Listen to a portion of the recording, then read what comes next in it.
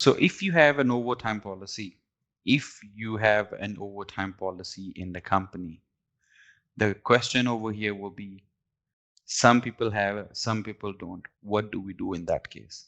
The simple answer is you set the policy over here and you disable for the people or enable for the people in their profile. Okay.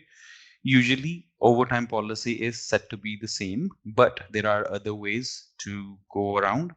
You can set a fixed amount per employee for their OT basic rate. So, do you monitor overtime? You say yes. Uh, Let me say no. It looks like this. Okay, if I say yes, then please define time in minutes relative to employee work shift. Now, please read work shift over here, start and end time. So I say 0 minute before shift time and 0 minute after shift time. That means if my employee has checked in even 5 minutes early, that 5 minutes time will be given as overtime. Okay. And if I have set 0, the employee has checked out 3 minutes after the shift end time, these 3 minutes will be given overtime. So this is kind of like a buffer.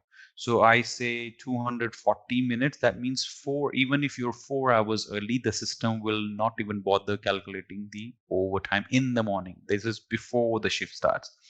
And if I say after the shift, I say like say 30 minutes. If the employee stays back at work for more than 30 minutes, then only this employee, the employees rather, qualify for the overtime. So if this person has checked out until, let's say, 6 is the shift end time, so 6:30, no overtime. So 6:31, 32, 33, then the system will raise the overtime. Do you want to normally give off in lieu or salary compensation? Generally, it's salary compensation, but at the time of approval, you can switch between salary compensation and off in lieu, which I will show you when we are talking about the attendance and compensations. Then the next is how many fold per hour. Normally, it's 1.5 of your basic. Limit maximum overtime compensation for a day. If you say no, this person can log 8 hours basic and 10 hours overtime. But if you say yes, then what is the enter maximum overtime compensation period? Okay, 4 hours is our maximum. 8 hours basic, 4 hours OT, that's all. Then define limit of maximum weekly working hours. Do you have it? If you say yes, if you don't, if you say no, that means you don't have any maximum weekly working hours. If you say yes, then you would define the maximum weekly working hours.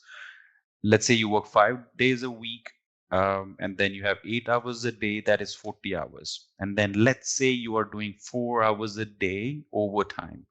So that is actually what's it called 12 hours a day, but technically it's not 12 hours a day. There is 1 hour deducted from your basic hours, that was 9 hours, and then you had 1 hour of unpaid lunch break, so it's 8 hours. Then you have overtime, and in Singapore I believe it's a mandated law. If you work more than, I mean, 8 hours basic hours, total actually you have done 9. If you do more than that, then there will be half an hour break. So instead of 12 hours in total, you have 10 and a half. So then you will multiply by the X number of days, and then you will put those days. Now, if the employee has logged more than 68 hours a week, then what happens? Then you discard it, or you do additional allowance, or you put post CPF allowance. I believe I have already given a bit of explanation of what post CPF is. Post CPF is which is not subjected to CPF calculation. Additional wages are the other than your basic salary. Okay, that those will be still subjected to CPF and IRS for IRA. Include buffer time, ignore buffer time. If you have set a buffer, this buffer, let's say, then you either include or exclude. It does not really make sense for the early shift start shift, but this over here, after the shift end times. So if somebody has a mandatory break of 30 minutes at 6 o'clock from 6 to 6:30, then they will say, you know what, just ignore it. Okay. But if you say don't ignore it, this 30 minutes will also be included in this overtime.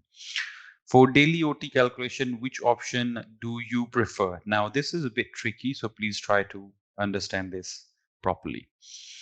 So logged versus daily shift hours, that means that my daily shift hours are 8 and I have logged 9 working hours. Okay. In reality, I have logged 10 hours minus 1 hour. Okay.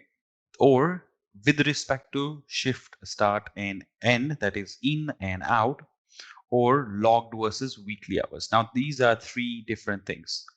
In this case, the system will see, let's say we had early check-in attendance also, let's say 30 minutes.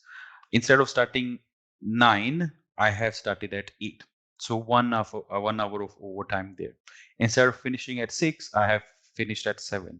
So there are a total of 2 hours which will be raised together for that day overtime. There will be 2 hours of overtime shown at once in one entry. But if you say in and out with respect to shift, that will mean the system will say Anik checked in 1 hour of early, and that there is an overtime compensation for that, and this is the value of it. And then he also checked out 1 hour later than he was expected to. So these two entries will be shown separately: check in overtime compensation and check out overtime compensation. But if you say log versus weekly hours, if in the employee profile you have set weekly hours, so the system will check Anik was supposed to work X number of hours and he has done more than that, let's say 44 hours a week, and I have logged total altogether 48 hours in that week. So the system at the end of the week, which is normally Monday morning, the system will raise only one compensation for 4 hours for me. That will be approved by my manager.